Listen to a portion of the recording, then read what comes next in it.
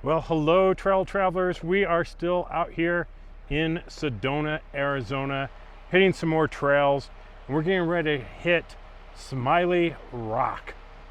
This is just outside the town of Jerome, which is a very cool little town that you need to check out.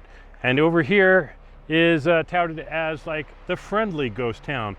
This is private property, but it's normally open during the day apparently, and it looks like there's some old ghost towny looking buildings up there, which is kind of cool. Maybe we'll check that out later, but right now we're going to finish airing down and we're going to hit Smiley Rock.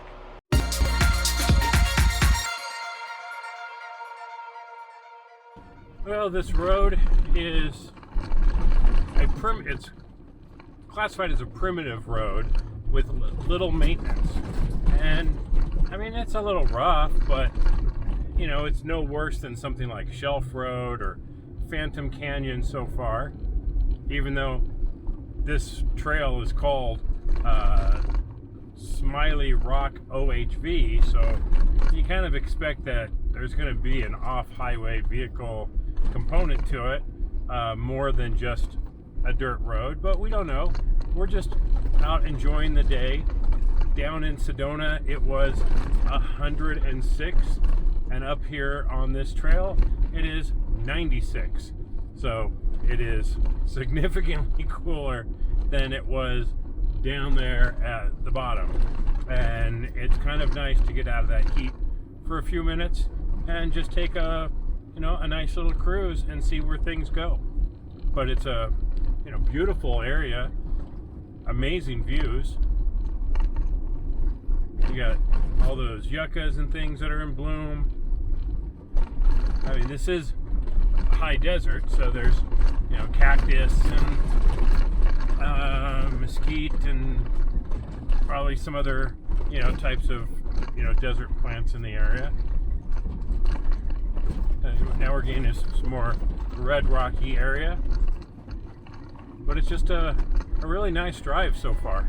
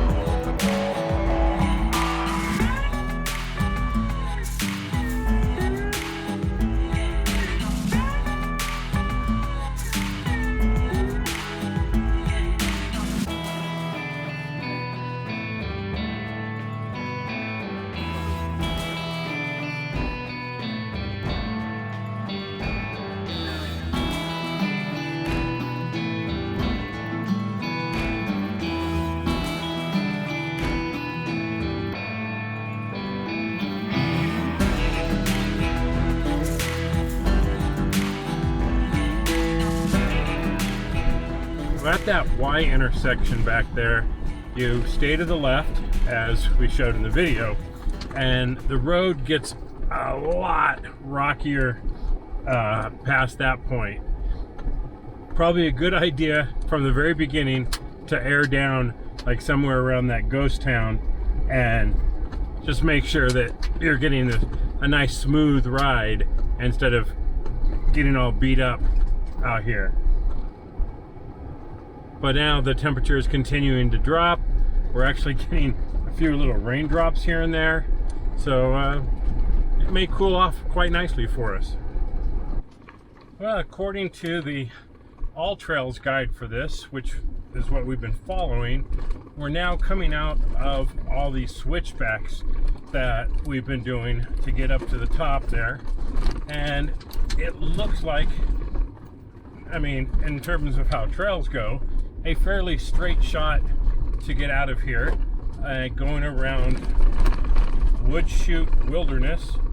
And yeah, there's a couple waypoints along the way. Hopefully those will be something of interest. But we're just kind of cruising this forest road here. There's been what I would consider a few really small obstacles. I don't think I would have hesitated bringing the Subaru through here. Easy. You know, there's a couple little drops, but the angles are enough that, you know, you can drive through this. So I would say four-wheel drive vehicle with reasonably good ground clearance. You don't need big lifts and 40-inch tires to go through here, but a stock Jeep, no problem. A Cherokee or something with good tires, a Subaru with good tires, no problem. It's a fairly easy trail, but just because of the rockiness and the fact that you are on a serious shelf road for some parts of it, I'm going to call this a low moderate. I think that's a fair assessment of this, putting it into the moderate range, but on the low side. The views are spectacular. I swear you can see for hundreds and hundreds of miles in some of the areas. Unfortunately today there was a lot of haze and smoke from some summer fires that have kind of interfered with the view, but overall though it's been just a really, really nice drive. It is bumpy, it is rocky, and it is a shelf road in some places, so choose accordingly if this is something you want to try. Okay, so at this spot where you're underneath all these power lines, the Forest Service road continues forward, but we're going to make a hard left here. According to the trail guide, that's what we're doing, to go to Smiley something or other now. This is 970V. So we're going to head out this direction and see what lies ahead of us. But that Forest Service road certainly does continue in that direction if you wanted to stay on it. But now we're on this other part of the trail, and we'll see where this takes us.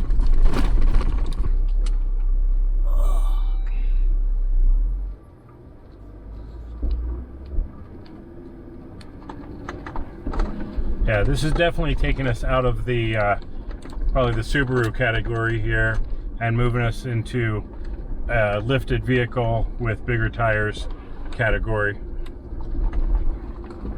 Now there's another way on the left of us to do this, which is what All Trails shows. So I don't know if that's an easier bypass or not, but this way definitely ramped this up into the mid-moderate category there, since you're gonna have to have a little bit better capable of a vehicle. All right, we came up to another, this was a T intersection here, and we started going to the right, and All Trail said we were going off trail, so we went to the left where this road closure gate is, which is open, so we're going to go through it. And now it is saying that we are on trail, so that's a good sign. The only issue is that it's now 7 o'clock at night. We're not really sure where this trail is going to end up. It looks like on the maps that we'll be able to just get out by taking some other trails and get out. And All Trails does say that this is a point-to-point. It does not say that it is a out and back. So with any luck, we're actually going to be able to get ourselves out of this. But right now, it's a little unsure. Haven't seen anybody for the last 2 hours. Yeah, that's a good point, is we have not seen anybody in a long time. So we are kind of out here on our own at the moment. Not the smartest thing to do, but well, we're here and now we need to work our way out. And hopefully we'll get to the end and the maps are going to be correct and we'll just hop on a highway somewhere.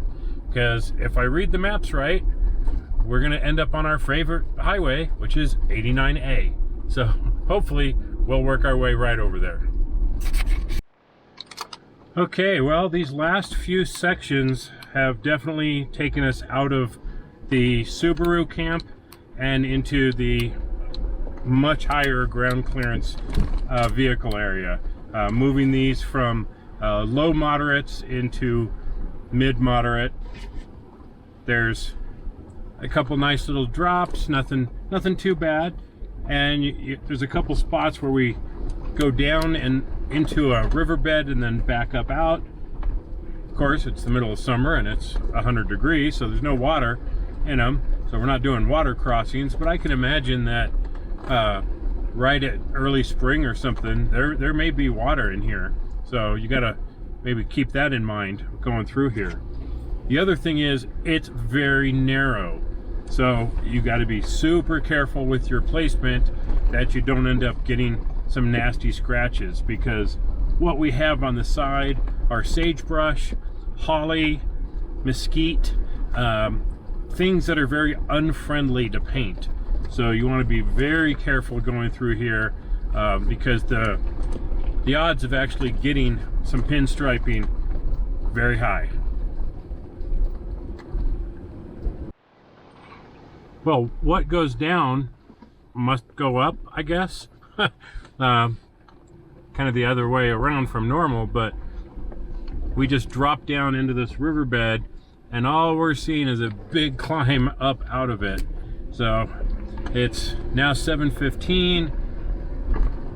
The sun's going down pretty quick because we're down in this valley and we're trying to make our way out of this, but we still got quite a ways to go.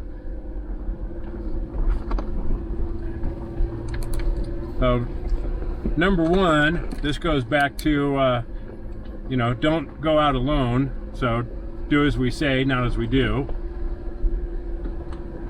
We're seeing a number of trees here that look like they actually have winch damage on them. So I wonder if there's snow in here during the winter time. But very importantly, don't go onto trails like this without maps. You want to have at least 2 sources of navigation on these maps. Ideally, you want 1 electronic and 1 paper, because your paper maps are not going to fail you. We have multiple paper maps with us today, and we have 2 or I think 3 different ways of doing electronic mapping. We have All Trails, we have Gaia Maps, and actually some of this is on Google Maps. You want to make sure you download your maps before heading into a trail like this so that you can see where you're going at all times. So there's important things like that. So the problem here is every time we think it's eased up a bit so we can try and get some speed, it throws another little obstacle or something at us to get us to slow down. You are definitely, most definitely going to get pinstriping in here a little bit. The best you can do is kind of minimize how deep it is. But it is, yeah, it's definitely something to through here.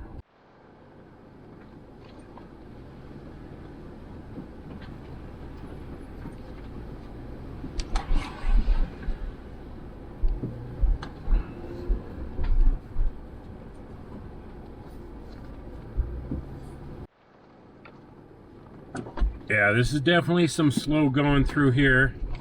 You're just in and out of riverbeds. You got some steep climbs, steep drops. Nothing crazy, mind you. I mean, nothing that you're gonna be like, oh my God, you know, and get all weirded out that they're so steep.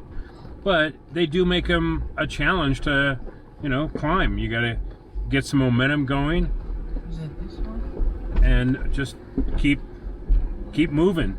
Don't stop once you're on a hill like this, because that's when it's going to get harder and harder to get moving.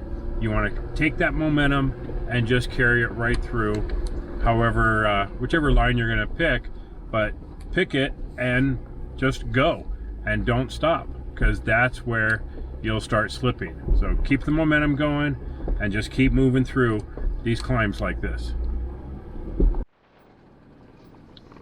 It's 7:43. It's getting darker here real quick.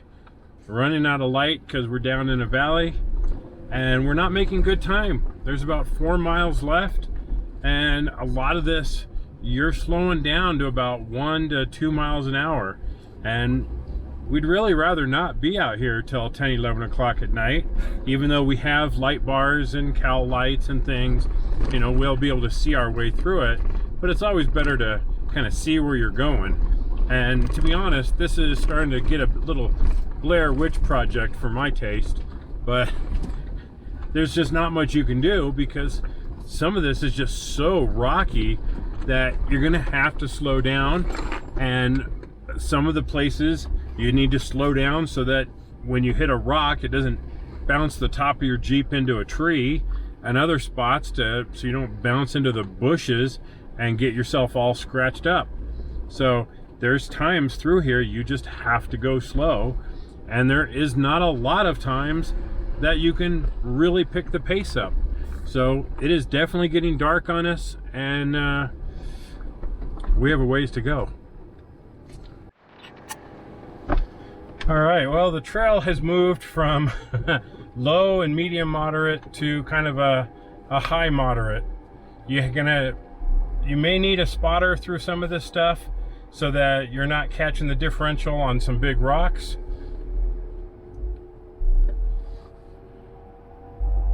Well, we've definitely moved from the low to mid-moderate to the mid to high moderate, simply based on the size of some of these rocks that are through here. Probably best to have a spotter and make sure that you're not going to get hung up on your differential, because if you take the wrong line, you will get hung up. There's no doubt about it.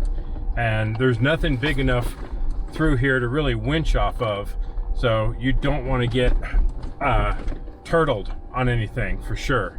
So pick good lines. Remember, drive on the rocks, not over the rocks. You want to have your tires on the biggest rocks so that you're maximizing your ground clearance over everything else. And now we've got all of our exterior lights on, and we're trying to work our way through this trail. It is some slow going, because it is super rough going through here. Well, it's now 8:15. It is definitely getting dark, and we still have a ways to go. By my guess is we have, I don't know, 2.5 miles maybe to get out of this. And with any luck here, we'll be on a numbered road soon, and we can start making some good time getting out of here. I mean, we can still see, but we do have all of our lights on, because number one, you don't know if someone else is going to come flying around a corner in a side-by-side or something. So we definitely want our lights on for safety, and it is helping us to spot the well, for what it's worth, the smoothest lines. But it is getting dark. It's getting dark quick, and I'm going purely off maps to try and get us out of here and back to civilization safely. Well, we are making some progress,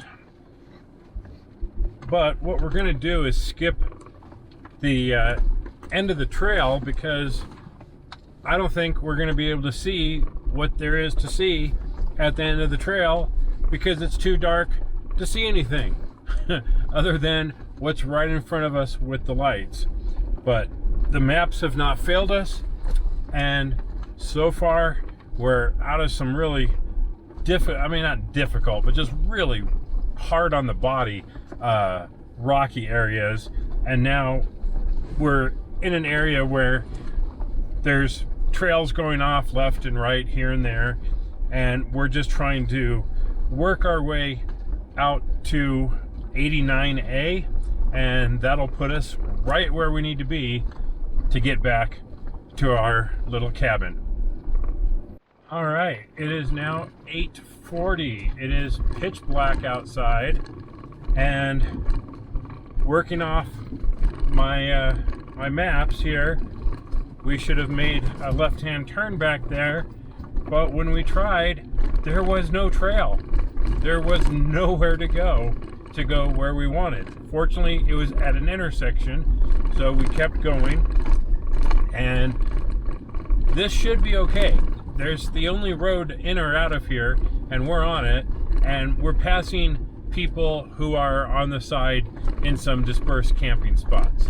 So we're feeling pretty good about how we've done so far and getting back to what appears to be civilization, unless they came in the same way we did, in which case we have no idea. But we're looking good. I think we're in pretty good shape at the moment. The road is much easier to drive on. We're making good time, and if everything goes right, in just a little bit we'll come off of this and onto a much more maintained road. Well, it is like 8:45. We're finally aired up where I can see 89A right in front of us here. This was not the smartest thing to do, to hit a 22-mile trail starting at 5 o'clock, not realizing just how crazy this trail gets. And it got pretty crazy at the end. So not at the beginning where we would have liked it, but at the end, the whole like last third of this thing was crazy and not something to take lightly during the day, let alone trying to get through at night. But we made it safe and sound, and we're heading back to our cabin. So thanks for watching, everybody. This has been Carrie with Trail Traveler. Be safer than us, and we'll catch you on the trail.